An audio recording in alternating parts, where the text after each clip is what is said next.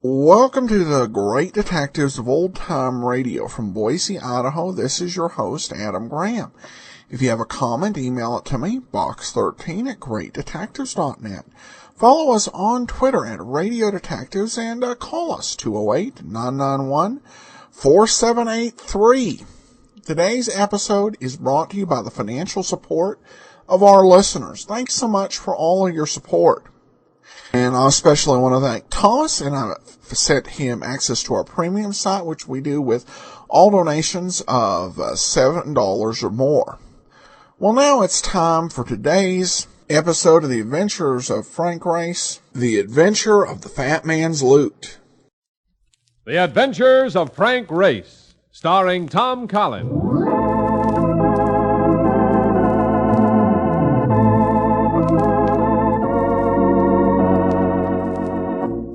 The war changed many things, the face of the earth and the people on it.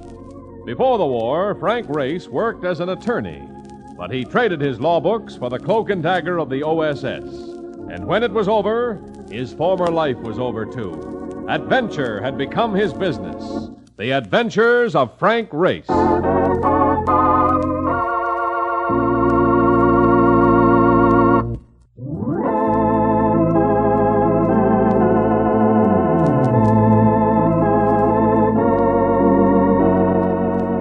And now we join Frank Race for the adventure of the Fat Man's Loot.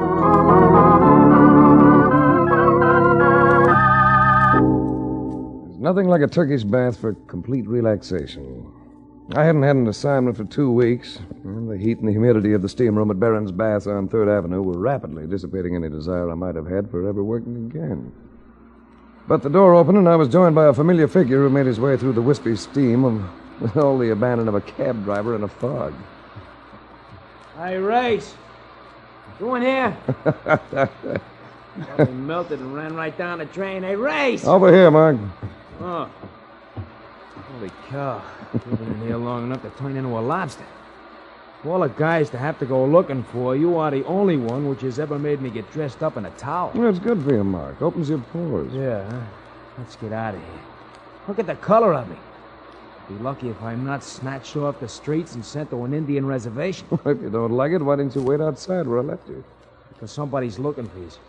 Ted Coleman, the Universal Surety Riders. Must be a jewelry case, huh? From the sound of them, there's a diamond left in the world that hasn't been stolen. All right. One cold dive in the pool and we can get out of here.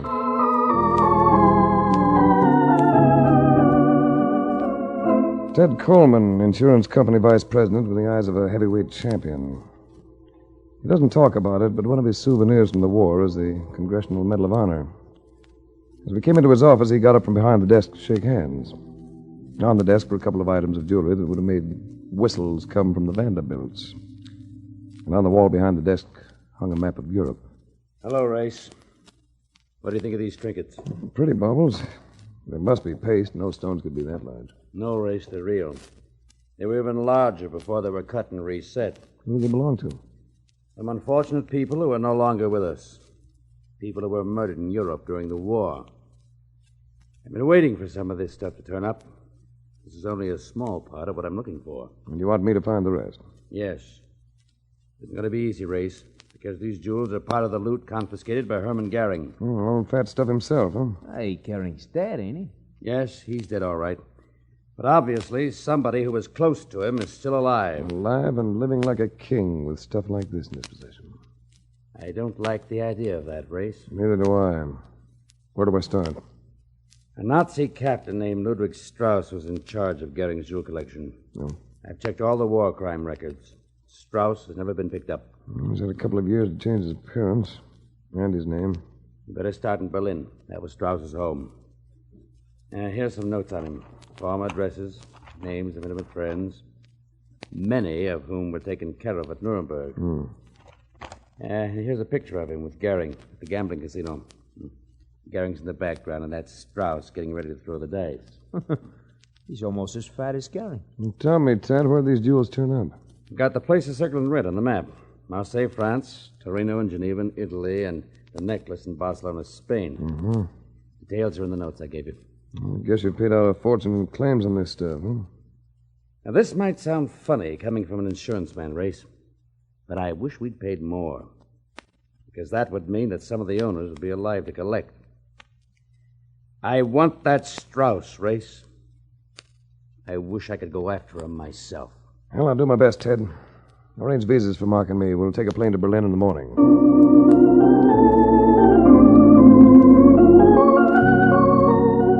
Berlin, capital city of the losing team.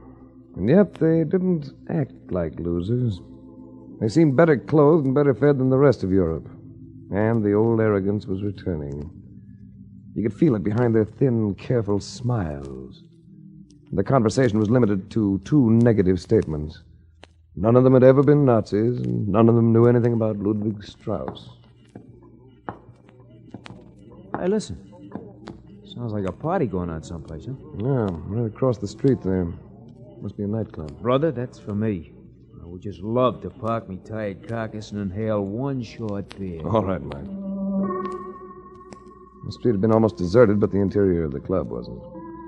It was more than a nightclub, and it wasn't for ordinary patrons. There was gambling going on, and it was strictly big time. Wow. Hey, we must have gotten off the wrong plane. This looks like Monte Carlo. Yeah, it looks better than that, Mark. You know, I think we've hit the jackpot. Well, what do you mean? The croupier at that dice table in the corner. One with the green eye shade. Yeah, but I don't get it. You haven't forgotten this picture Ted Coleman gave me, have you? Hey. The same guy, all right. In a picture with Strauss and Gary. Yeah. What's our play? Let's see if we can't roll a couple of 7s. All right, yeah. Excuse me. Let us through here, will you, please? Hey, all bets, please. I'd like to make a private bet. Please, mein Herr, all bets on the table. Well, you wouldn't really want me to place this photograph on the table, would you? Where did you get it? I'll ask the questions. Where's Ludwig Strauss? He's dead. Want to talk to us in private? If you'll step this way, please. All right. Where is he? I do not know. I could turn this picture over to the denazification authorities. I was not a Nazi. You know I believe you, don't you? Come on. I haven't seen him since just before the occupation. He used to come here every night, and then he disappeared. Keep talking. That is all I can tell you. Carl is right. That's all any of us can tell you. I couldn't help overhearing. I was behind the drape looking out the window. I could not help myself, mate. They have a picture. Who are you? I am the wife of the man you are seeking. Frau Ludwig Strauss. She puts the statement like a hand grenade, and Mark and I reacted. No picture was going to rattle this woman. She was cold. Cold, but beautiful. Hey, Race. Did you hear what she said? Yeah, I heard. Now, where is your husband, Frau Strauss? I'm not sure, Norway or Sweden. I wish I could help you. You see, I hated my husband. But you love American investigators, With somebody like you, that might not be hard to learn. What have you got against Ludwig, baby? I did not share his beliefs. You see, I was not... You were not a Nazi, I thought that was it. You do not believe me? Oh, of course I do, of course I do. If I sound surprised, it's only because I keep thinking of how much damage Adolf managed to do all by himself. Come on, Mark, let's get some fresh air.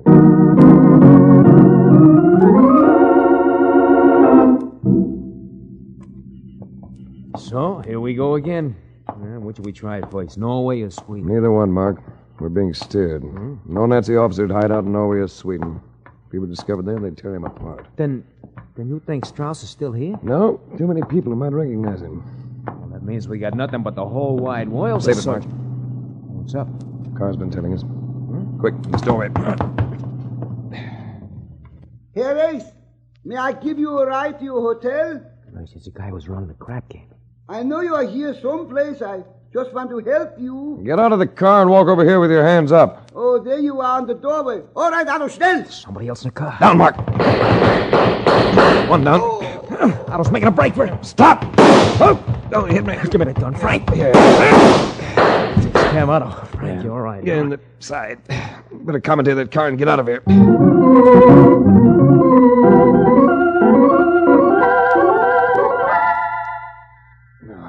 right. Take it easy, Race. Come on. I lost a lot of blood.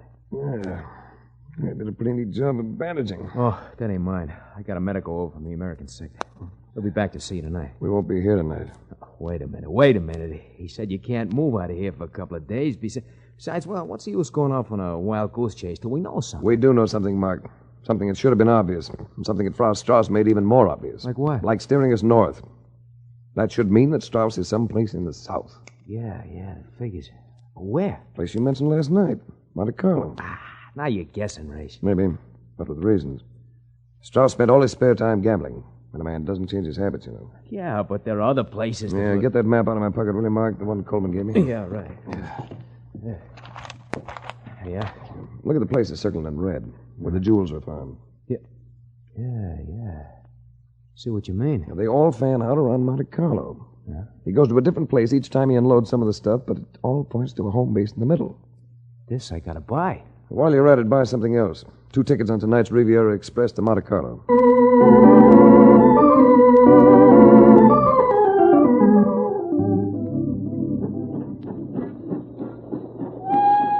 Oh, brother, they're kidding. What a train. Now I know what they do with all American cattle cars when the cows refuse to ride them anymore. Only a few more hours, Mark. Why don't you try to cop a nap? How can I sleep when this guy next to me is using my shoulder for a pillow? Come on, Mike. Wake up, will you?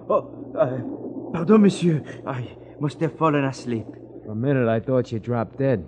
You gentlemen are tourists? We're in the jewelry business. A buying trip. Oh, one can pick up some wonderful bargain in Paris. Have you tried there? I thought Monte Carlo might be a good spot. Monte Carlo? Oh, I'm afraid you will be disappointed. Most of the jewels one sees in Monte Carlo are worn by your rich American women. Well, natives must have some jewelry of their own. I guess they might sell some of it if they get a losing streak at the casino. Again, you will be disappointed. The regular residents of Monaco are not permitted to play at the casino. It is against the law. Really, you would find very preferable. Everybody seems to have a suggestion as to where I should go. I do not understand, monsieur. Yeah, perhaps you don't. We'll skip it. This is my station. Au revoir, monsieur. Au revoir. Yeah, au revoir. Hey, wait a minute, you forgot something. Oh, that is my lunch. I overslept. My wife will have oatmeal prepared. Please, accept it with my compliment. Well, thanks, hey. I wouldn't eat that if I were you, Mark. Don't be so suspicious. The guy was just a farm. I'm hungry. You can wait a while. Well, I'll take a look anyhow. Oh, boy. I really wrap things up tight over here. Hey, look, wires. Throw it, Mark, quick. Out the window. But I can't... Quick!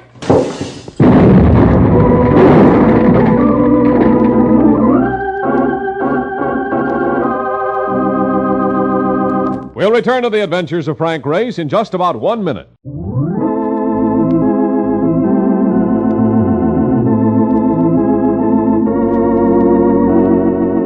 And now, back to the adventures of Frank Race. What that homemade bomb would have done in the close quarters of the compartment, I hate to think about.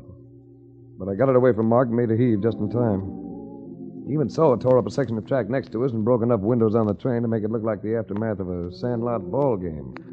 The blast couldn't be traced to us, and after the authorities finished their rather confused investigation, we went on to Monte Carlo and settled into the Hotel Crown. Hello. Hello, Mr. Race? Yes. Well, I'm Helen Farragut. You don't know me, but... From the sound of you, I'd like to. Well, that's just what I'm calling about. You see, I'm a fellow American, and I'm lonesome. Your looks don't match your voice. I mean lonesome for company from home. I've been here for 4 years, sort of a self-imposed exile. And every time a new American comes to town, I hear about it. I invite him up to the villa for tea. What time and where? 4 o'clock. And I'll send a car for you. I'll be waiting.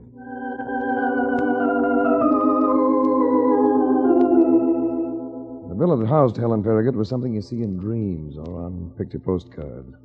You could count 7 different shades of blue in the Mediterranean as you looked down from the hillside.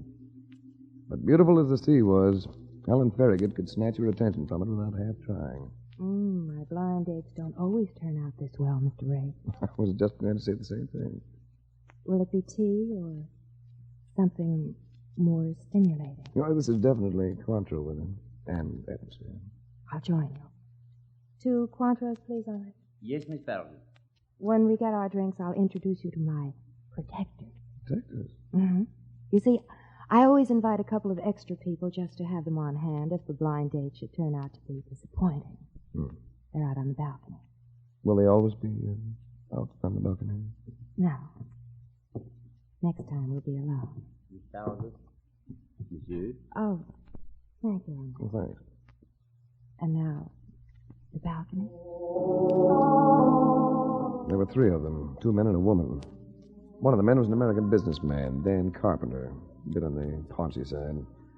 He had the distracted, futile air that Americans get when they've been abroad for too long. Then there was Rudolf Richter, a German right down at the proverbial Heidelberg dueling scar. I needed no introduction to the woman. We meet again, Mr. Reis. Yes, Mrs. Strauss. Despite all obstacles, we meet again. Oh, you know each other. Well, that's nice. You can chat while I get on Ray to fetch you out. I'm telling you that I was understood. Well? I had a run-in with some of your friends before I left Berlin. They were not my friends, but there's no point in telling you that.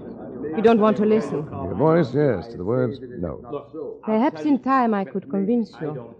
But this is hardly the place. We'll be meeting again. Tonight, perhaps? Dinner? All right. Race, I'd like you to settle an argument for us. You've just come from the States. Yes? Richter thinks that America is all for keeping Germany down. I told him once we've won, we forget about all that nonsense. Sure we do, Carpenter. Places like Belsen and Dachau are easy to forget. There you are, Richter. I think I denoted a note of irony in Mr. Ace's voice. I get that way around people like Carpenter. What do you mean? I mean, I think you sat the war out in some nice, cozy spot like this. You can forget anything. You weren't hurt. Look, I was too old for Sure, you were too old and you had no sons. It figures. Why, Easy, fellow. Oh, tell Helen I had to go. I'll call again when the tourist season is over. I'm afraid Carpenter does not like you. Well, that makes it even. I don't like Carpenter. I'm surprised to find you on my side. Why, Mr. Ace? Because I am a German? I was not a... No, I won't say that. It is too commonplace. Coming from you, I might believe it. Coming from Richter, you should believe it. He lost his family at Dachau. I'm sorry. I was a jeweler, Mr. Ace. My company was, well, it was comparable to your Tiffany's.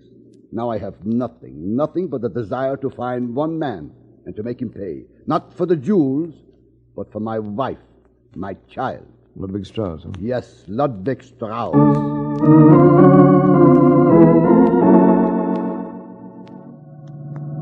Your mistress runs quite an establishment, all right. Miss Farragut is very wealthy, monsieur.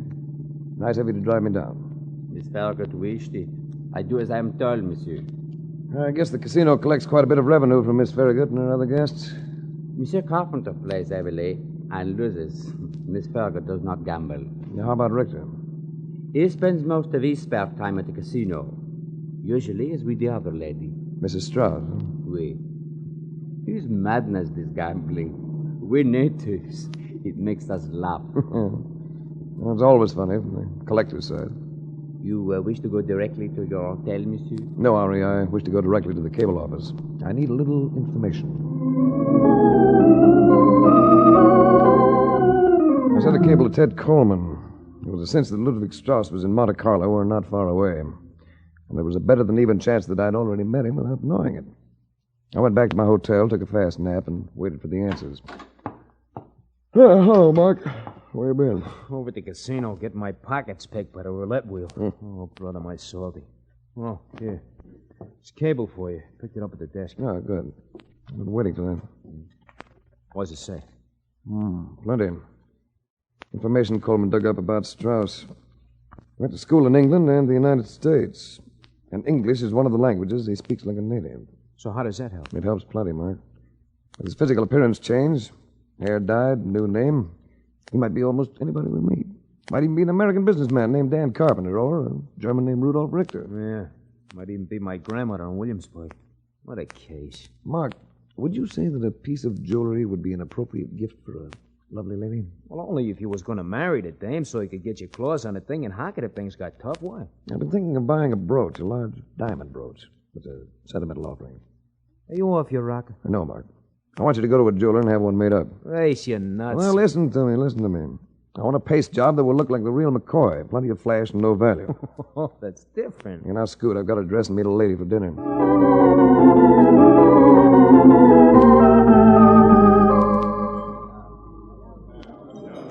You look different by candlelight, Race. Your eyes, they are not so cold and adamant. You look different yourself. Make me feel that I misjudged you. As a matter of fact, I've been feeling sorry about that. You can make it up to me. I brought you something that might help. Oh. Will you accept it? A brooch. Why, it's lovely. Oh, it's nothing, really. I would like to thank you. Really thank you, but this is not the place. Shall we go out on the terrace? Yes.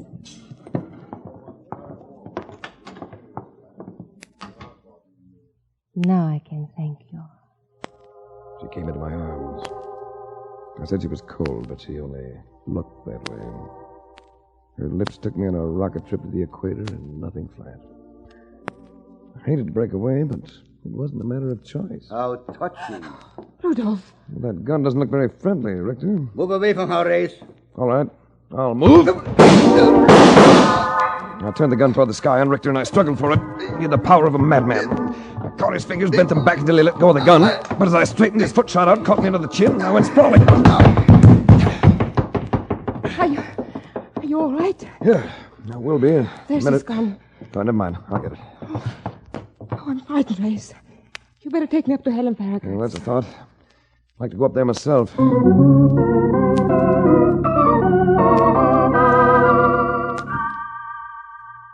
Must have been quite an evening, Mr. Race. Maida will be all right as soon as she's had some sleep. I gave her a sleeping pill. You better keep an eye on her. Call me if you see Richter wandering around any place. I will. You know, you should have had dinner with me. Would have been less hectic. And also, I know how to be grateful for expensive gifts. Glad you're impressed. I like to impress people, especially beautiful women. You impressed Maida, all right. She gave Henri the brooch and told him to put it in the wall safe. Yeah, would Henri mind driving me down? I'll let the taxi go, and I want to stop at the casino. Not at all. I'll call him.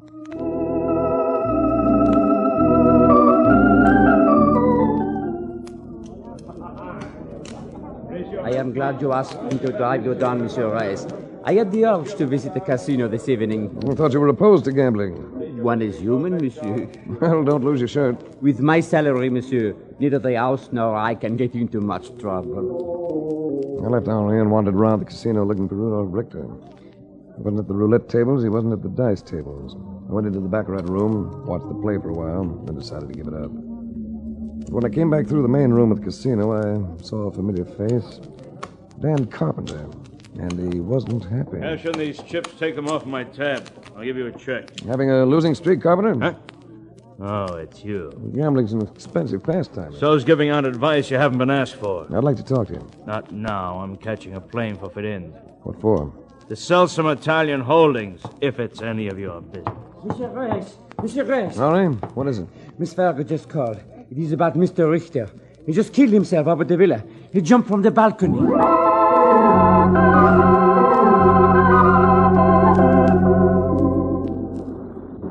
He's down there, Race, by the rocks. There are men coming along the beach with torches to recover the body. How did it happen? Well, Maida was too upset to sleep. We came out on the balcony. Rudolph came in and he started to scream something about being trapped. And then he jumped. Where's Maida? In here. Look, take it easy with her. She's in bad shape. Look, dear, let me call a doctor for you. No, I don't need a doctor. Well, are you satisfied, Mr. Race? Should I be? You can leave my husband alone now. You can't do anything to a dead man. Maida. You might as well know. Ludwig changed his name to Rudolf Richter. The race came. I tried to help, but I couldn't. He was frightened, and now he's dead. Can I do anything to help, Miss Farragut? No, thank you, Henri. I don't suppose you'd want anything around to remind you of me, Mrs. Strauss. May I have that brooch back? Yes. Just take it and get out. And leave me alone. Would you get me the brooch, please, Henri? Yes, sir. I think I put it right over here by the coffee table. Thanks. You can stop performing now, madam. What do you mean, Race? I mean that Rudolf Richter, that was his real name, didn't jump off that balcony. He was pushed. Because he didn't believe Maida's story anymore, and he was getting too close to Ludwig Strauss. All right, Race. Go on. I don't have to go any further. I'm already there. Henri? Yes, monsieur? Why didn't you put that brooch in the safe? I forgot. You didn't forget. You knew it was paste. And you aren't a native of Monte Carlo, are you? Because it's against the law for local citizens to go into the casino. You are being ridiculous, monsieur. Well, we can make sure. Let's send a copy of your fingerprints to AMG in Nuremberg. That won't be necessary, Race. Very neat, those pearl-handled revolvers. I've enjoyed this meal ticket for too long to have you mess it up. Very nice front. Rich American girls are very common over here. So you pose as one and give Ludwig a perfect cover-up as houseboy and chauffeur. And he enjoys the luxury of the villa, except for serving at tea parties, of course. Are you ready to make the jump now, Race? Or must you also be pushed? I'll jump. Let go of me, you devil! Oh! Ludwig! Stop that, Ludwig! I'm sorry it had to be this way, madam. Yes, Race. So am I. But now there's nothing in our ways there. You know I care for you. Oh, you misunderstand me, baby. I meant that I'd rather have seen Ludwig stretching rope at Nuremberg.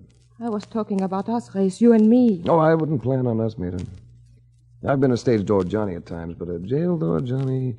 Yeah, I'm afraid you'll be too old and unattractive by the time you get out. Schwein. No such language. Now, you just sit there quietly while I invite some guests to the party.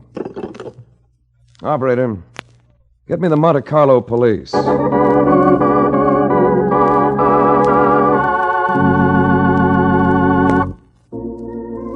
The Adventures of Frank Race, starring Tom Collins with Tony Barrett as Mark Donovan, comes to you from Hollywood.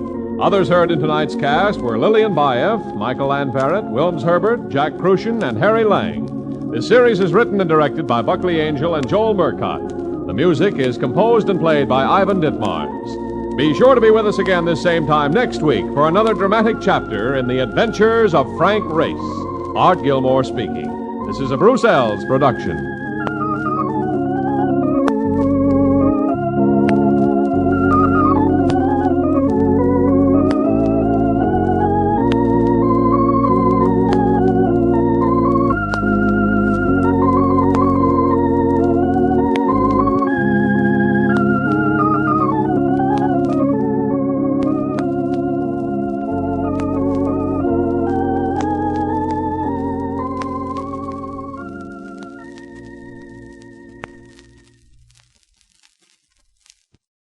Welcome back. Well, of course, this episode had nothing to do with the Fat Man program, which we ended last week. This is a fascinating episode just because it takes on a frustration not typical in the Golden Age radio emphasis. Usually the post-war emphasis is on the is strictly on those ex-Nazis who are still at large, which I think was the main point of this particular show, as well as all of the work that goes into the rebuilding and kind of a call for peace and understanding and letting bygones be bygones as they move forward into the post-war world. Frank Race definitely the war is still very much fresh in his mind. So not ready to just say, hey, forgive and forget, and sharing a frustration that doubtless many shared and was rarely expressed in media, is that as U.S. soldiers, as Americans were over there, they find all of these people in Germany who swear up and down they weren't Nazis. And that line, I was just, I'm just amazed by all the damage that Adolf was able to do by himself. Lest we forget, Adolf Hitler and the Nazis, they won elections in Germany. That's how they first were able to work their way into political power. So clearly there was a level of frustration that there were people who supported and backed the Nazis before they came to power, and through their time in power, who were simply denying any involvement, even though they were truly involved in making them a powerful force in the world. So it's a very interesting and different portrayal. And this does seem like is a good opportunity to announce a plan, a goal for a new podcast beginning next year. This came as a result of a suggestion by Brian Ashby, who's a longtime friend of the program.